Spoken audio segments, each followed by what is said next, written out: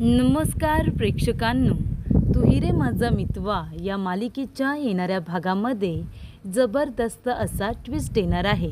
तर प्रेक्षकांनो, इथे आता होळीच्या दिवशी राकेशने ईश्वरीला भांग पाजण्याचा डाव रचलेला असतो, पण अर्णवने त्याचा हा डाव उधळून राकेशवरतीच उलटलेला असतो. तर इथे ईश्वरी भांग पितच नाही, ती भांग राकेशच प्यायलेला असतो आणि ही हुशारी अर्णवने दाखवलेली असते. त्याचबरोबर भांग प्यायलेल्या राकेशने खूप मोठा सत्याचा उलगडा केलेला असतो. तर ईश्वरीवरती हल्ला करणारी व्यक्ती बाहेरची नसून घरातलीच आहे आणि ती वल्लरी मामी आहे या गोष्टीचा खुलासा राकेशने सगळ्यांसमोर केलेला असतो. तर इथे भांगेच्या नशेमध्ये राकेशने खूप मोठ्या गोष्टीचा खुलासा केलेला असतो. वल्लरीची वाटच लावून टाकलेली असते.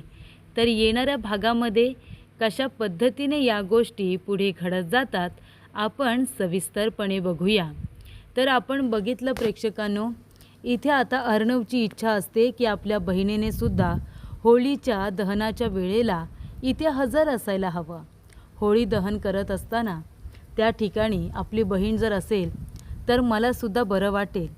तिला सगळ्या गोष्टींपासून मला प्रोटेक्ट करायचं आहे अशी इच्छा अर्णवची अगदी लहानपणापासूनच असते. आणि त्यामुळे तो ईश्वरीला म्हणतो की ताई जर आली असती तर बरं झालं असतं, कारण ताईसाठी आणि बाळासाठी ही होळी खूप महत्त्वाची आहे. तेव्हा ईश्वरी त्याला एक आयडिया देते की जर तुला खरोखरच इथे आता अंजली ताई यायला हव्या असतील तर तुम्ही एक काम करा, तुम्ही त्या राकेशला फोन करा आणि त्याला पैशांची लाच द्या. पैसे दिल्यानंतर तो बरोबर इथे अंजली ताईंना घेऊन येईल असं आता ईश्वरीने सांगितलेलं असतं. आणि तेव्हा प्रेक्षकांनो, इथे अर्णवला ही आयडिया खूपच जास्त आवडते. अर्णव त्याला फोन करतो आणि म्हणतो की एक काम कर, मी तुला 5 लाख रुपये देतो, ताईला घेऊन होळीला घरी ये. तो म्हणतो 5 लाख? काय तुझ्यावर वेळ आली रे चिंटुकल्या, स्वतःच्या बहिणीला घरी आणण्यासाठी तुला मला पैसे मोजावे लागत आहेत, पण 5 लाख खूपच जास्त कमी आहेत. तो म्हणतो येणार आहेस की नाही ते सांग. सांगितलं ना 5 लाख रुपये कमी आहेत म्हणून, 7 लाख दे मग येईन. तो आता 7 लाख 5 लाख असं काही म्हणत असतो, जसे काय 7 लाख नसून 7 रुपयेच आहेत असं आता 1-2 लाख रुपये सहजरित्या वाढवत असतो. अर्णव गप्प बसतो, कारण सध्या तरी त्याला काही करून अंजलीला होळीच्या दिवशी घरी आणायचं आहे. त्यामुळे तो राकेशची आरेरावी सहन करत असतो आणि तो म्हणतो बरं बरं ठीक आहे, 7 लाख घे, पण माझ्या ताईला होळीच्या दिवशी घरी घेऊन ये, ती मला इथे हवी आहे. तो म्हणत असतो काळजी करू नको, तुझी बहीण लवकरात लवकर घरी येईल. आणि तेव्हा प्रेक्षकांनो, इथे आता सगळ्या गोष्टी व्यवस्थित जुळून आलेल्या असतात. पण नंतरला काय होतं, इथे आता अंजली घरी आलेली असते, ती खुश असते. राकेशने पैशांसाठी तिला आता इमोशनल ब्लॅकमेल केलेलं असतं की होळीच्या दिवशी आपण जर घरी गेलो नाही तर बिचाऱ्या आजींना किती वाईट वाटेल, कारण आजींचं वय झाले, आपल्या भांडणांमुळे त्यांना किती त्रास होत असेल, बरोबर ना, त्यांचा किती जीव आहे तुझ्यावरती. तेव्हा इथे अंजलीला वाईट वाटतं. ती म्हणते ठीक आहे आपण जाऊया, आपण आजीसाठी तिथे जाऊया. तेव्हा इथे अंजली येते खरी, पण ती अर्णवजवळ काही बोलत नसते. ती अर्णववरती खरोखरच खूप जास्त रागवलेली असते. अर्णवसुद्धा आपल्या बहिणीला काहीच बोलत नाही, कारण त्याला माहिती आहे माझी ताई खूपच जास्त इनोसंट आहे, तिला राकेशचा खरा चेहरा माहितीच नाही आहे, तर ती माझ्यावरती रागवणारच ना. पण हळूहळू का होईना, पण राकेशचा हा खरा चेहरा ताईच्या समोर नक्कीच येईल हा विश्वास अर्णवला असतो. आणि तेव्हा इथे आता अंजली आलेली असते, होळीची पूजा झालेली असते, होळी इथे आता होळी दहन झालेलं असतं. तेव्हा अंजली लगेच जायला निघते. आजी म्हणते अंजली अगं असं काय करतेस, सणासुदीचा दिवस आहे बाळा, आज चल बरं आमच्याबरोबर आणि आमच्याबरोबर थोडंसं खाऊन घे, तुला नक्कीच बरं वाटेल. अगं आज बघ ना पुरणाची पोळी बनवली आहे ईश्वरीने, तुला आवडते ना तिच्या हातची पुरणाची पोळी. तेव्हा ईश्वरी म्हणते चला ना अंजलीताई, नैवेद्याला नाही म्हणू नका, अहो आज उपवासाचं जेवण आहे, चला आमच्याबरोबर 2 घास खा, म्हणजे आजींनासुद्धा बरं वाटेल. तेव्हा इथे आता अंजली आजीकडे बघते. आजीचा चेहरा बघितल्यानंतर तिला फारच वाईट वाटलेलं असतं. तेव्हा अंजली म्हणते ठीक आहे, आम्ही जेवतो तुमच्याबरोबर आणि नंतर आम्ही निघून जातो, असं तिने आता ठरवलेलं असतं. तेव्हा दोघेजणं घरामध्ये जातात आणि अंजली सगळ्यांबरोबर जेवत असते. तेव्हा अर्णव आपल्या रूममध्ये गेलेला असतो, कारण त्याला आपल्या बहिणीला कायमस्वरूपी घरी ठेवून घ्यायचं असतं. तेव्हा ईश्वरी म्हणत असते, अर्णव सर कसला विचार करताय? अहो चला ना, अंजलीताई जेवायला बसल्यात, त्या इकडे तिकडे बघतायत, तुमची वाट बघतायत, तुम्हीसुद्धा जेवायला चला. तेव्हा इथे अर्णव म्हणतो, नाही नको, ताईला जेवू दे, उगाच मी समोर गेलो तर ती जेवणार नाही. तेव्हा इथे ईश्वरी म्हणत असते, असं काही नाही आहे, उलट त्या तुमचीच वाट बघतायत. तेव्हा इथे आता अर्णव आपल्या बहिणीकडे बघतो, तेव्हा त्याला फार वाईट वाटत असतं. तिची आता नाजूक अवस्था आहे, अशा अवस्थेमध्ये तिला कुटुंबामध्ये राहणं गरजेचं आहे. तेव्हा तो आता बाहेर येतो आणि तो म्हणत असतो, ताई प्लीज प्लीज तू इथे राहा ना. तेव्हा इथे आता अर्णव राकेशला म्हणतो की हे बघ, मी तुला 7 लाख देणार आहे, तिथे 10 लाख देतो, पण तू ताईला कन्व्हिन्स कर इथे राहण्यासाठी, तुम्ही इथेच राहा. तेव्हा इथे राकेश म्हणत असतो, नाही रे, ती इथे राहील असं वाटत नाही, तुम्हाला कितीही पैसे दिलेस तरी तुझी बहीण आहे ना, खूपच जास्त हट्टी आहे, ती नाही राहणार, ती नाही ऐकणार, तुझ्यासारखीच आहे, खूप हट्टी. तेव्हा इथे अर्णव म्हणतो, तू कन्व्हिन्स करून बघ, जर ताई इथे राहिली तर मी बोललो आहे तेवढे पैसे मी तुला देईन. तेव्हा तो म्हणतो, अंजली आपण राहायचं का इथे? सगळेजणं तिला आता इथे लाडाने प्रेमाने समजावत असतात की आता राहा ना इथे, कशाला जात आहे तुम्ही. अंजली मात्र खूपच जास्त रागात असते. ती म्हणते, नाही नाही, मी इथे राहणार नाही आहे, ज्या घरामध्ये माझ्या नवऱ्याचा अपमान झाला त्या घरामध्ये मी राहणार नाही, मी जाणार आहे. तुमच्या सांगण्यावरून मी इथे आले ना, आता जेवण वगैरे सुद्धा झालं, आता आपण निघूया, आता मी इथे नाही थांबू शकत. आणि मग इथे आता अंजली अजिबात थांबत नाही, ती लगेचच जायला निघते. तेव्हा आता अंजली ही घराबाहेर पडत असते. तेव्हा सगळ्यांना खूप जास्त वाईट वाटतं.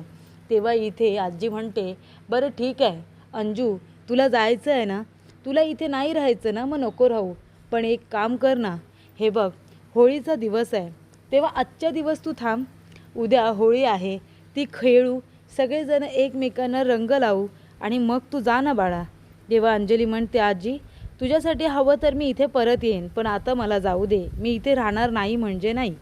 तेव्हा अंजली आपल्या नवऱ्याबरोबर राकेशबरोबर पुन्हा चाळीमध्ये जाते. तिने आता कबूल केलेलं असतं की उद्या रंग खेळायला मी इथे नक्की येईन आजी, तू काळजी करू नको, पण मला राहायला नको सांगू. तेव्हा अंजली राकेशबरोबर चाळीमध्ये पुन्हा राहायला जाते आणि दुसऱ्या दिवशी सगळेजण होळी सेलिब्रेशनसाठी येत असतात, एकमेकांना रंग लावण्यासाठी. तेव्हा इथे आता राकेशची जी गर्लफ्रेंड आहे, तिचं नाव आहे रिया, ती आता त्याला फोन करते आणि म्हणते की आजची होळी तू माझ्याबरोबर सेलिब्रेट कर. तो म्हणतो, असं कसं, अगं ताई पण घरी आहे ना. तेव्हा ती म्हणते, मग ठीक आहे, मी पण येते घरी तुझ्याबरोबर आणि ताईबरोबर, मी सुद्धा होळी सेलिब्रेट करेन. नाहीतर तू एक काम कर, तुझ्या बहिणीला माझ्या घरी घेऊन ये, आपण इथे सेलिब्रेट करू. तेव्हा राकेश म्हणतो, नाही नाही, माझ्या ताईला मी तुझ्याबद्दल आधी काहीच सांगितलेलं नाही आहे. ती म्हणते, अरे का, जर तुझी कुणीतरी गर्लफ्रेंड आहे जिच्याबरोबर तुला लग्न करायचं आहे, ही गोष्ट जर तू ताईला सांगितलीस तर तिला वाईट का वाटेल? भावाचं लग्न झालं तर तिला चांगलंच वाटेल ना. तेव्हा राकेश म्हणतो, हे बघ रिया, मी सांगतोय ते प्लीज ऐक, तू हट्ट करू नकोस, मला येता येणार नाही आहे. तेव्हा इथे आता रिया खूप चिडलेली असते. रिया म्हणते, ठीक आहे, मला तुझ्याजवळ आता काही बोलायचंच नाही आहे, आता तर माझी खात्रीच पटली आहे की तुझं माझ्यावरती प्रेम वगैरे नाहीच आहे, तुला फक्त माझा पैसा हवा आहे आणि तुला माझ्याबरोबर फक्त टाईमपास करायचा आहे, बाकी काही नाही, बरोबर ना. तेव्हा तू काही बदलणार नाही आहेस, तुझी फितरत तीच आहे. मला वाटलं होतं की तू बदलला असशील, पण तू अजिबात बदललेला नाही आहेस. तेव्हा इथे आता रिया राकेशवरती चिडलेली असते, पण राकेश करेल तरी काय करेल, कारण त्याला आता 10 लाख रुपये मिळणार असतात. तो जेव्हा जाईल होळी सेलिब्रेशनला तेव्हा तो 10 लाख रुपये घेणार आहे, हिच्याकडे थोडे कमी पैसे मिळतील, म्हणून तो सध्या प्राधान्य देतो अंजलीला आणि म्हणतो, चला अंजली पैशांची खाण आहे, जर अंजलीला तिथे घेऊन गेलो तर चिंटूकला मला खूप पैसे देईल. तेव्हा इथे राकेश आता अंजलीला घेऊन आलेला असतो अर्णवच्या घरी. तिथे आता छान जय्यद अशी तयारी करण्यात आलेली असते. ईश्वरी अर्णव दोघेही जण एकमेकांना रंग लावणार असतात. दोघेजण प्रेमाचा रंग सगळ्यात आधी एकमेकांना लावतात. इथे अंजलीसुद्धा राकेशला रंग लावते, राकेश तिला लावतो, त्यानंतर सगळेजण एकमेकांना रंग लावत असतात. तेव्हा राकेश हळूहळू येतो आणि ईश्वरीला रंग लावणार तेवढ्यातच ती त्याचा हात बाजूला करते आणि म्हणते, अजिबात नाही हां, तू मला रंग लावायचा नाही, अजिबात तुझ्या घाणेरड्या हाताने मला स्पर्श करायचा नाही. तेव्हा इथे आता पांढऱ्या साडीमध्ये ईश्वरी खूपच जास्त सुंदर दिसत असते. तेव्हा राकेशची नजर पुन्हा एकदा बदलते.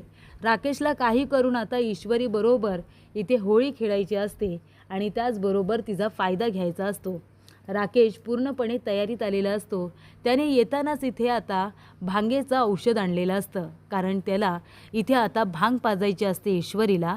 एकदा का ती भांग प्यायली का मग तो काय करणार असतो, तिला एका बाजूला घेऊन जाणार असतो आणि तिचा फायदा घेणार असतो, जेणेकरून पुढे जाऊन ती कधीच त्याला उलटसुलट बोलणार नाही, तिची मान खाली राहील आणि ती कधीही त्याचा अपमान करणार नाही.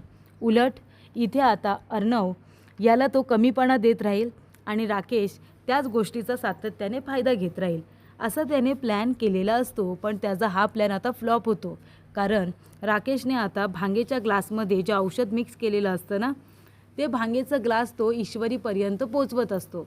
ज्यूसचे ग्लास ठेवण्यात आलेले असतात, ते एका ज्यूसच्या ग्लासमध्ये त्याने भांगेचं औषध टाकलेलं असतं.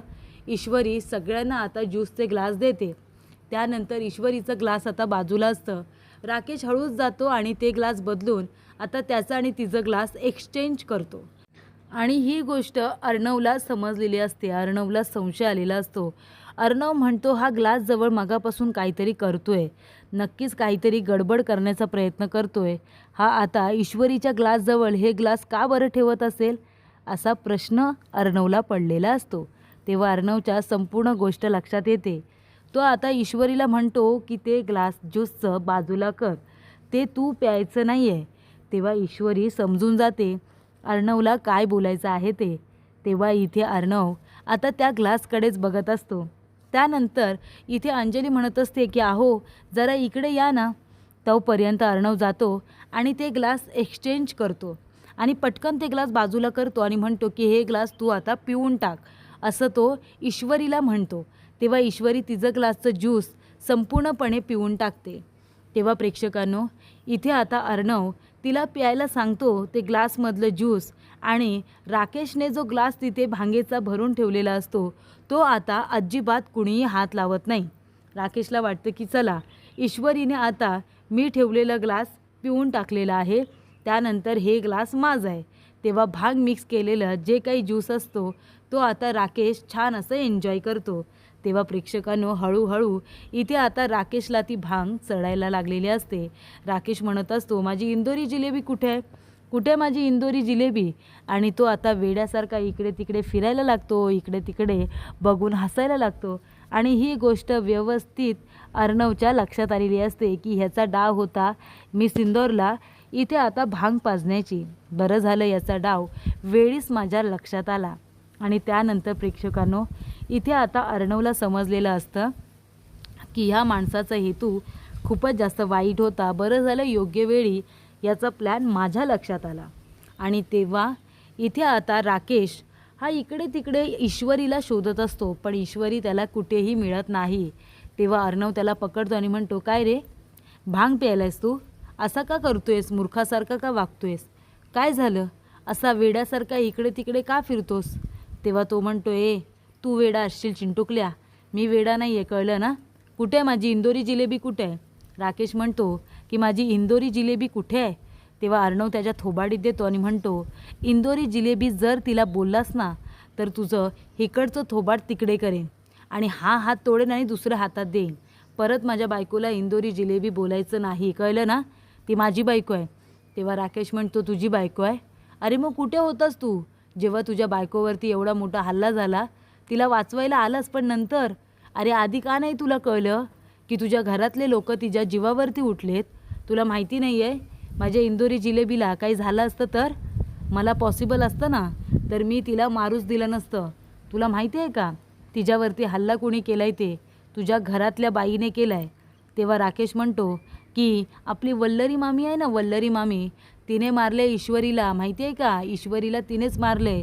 तेव्हा इथे अर्णव म्हणतो, वाटेल ते बोलू नकोस, कळलं, कशावरून तू हल्ला केला नसशील. तेव्हा इथे राकेश म्हणत असतो, पुरावा आहे माझ्याकडे, व्हिडिओ आहे, व्हिडिओ.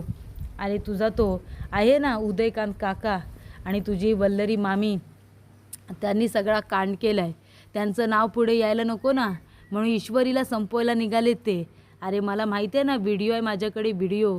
आणि असं बोलून इथे आता राकेशने वल्लरीच्या आणि उदयकांतच्या नावाचा खूप मोठा खुलासा अर्णवच्या समोर केलेला असतो. भांगेच्या नशेत संपूर्ण सत्य सांगून बसलेला असतो.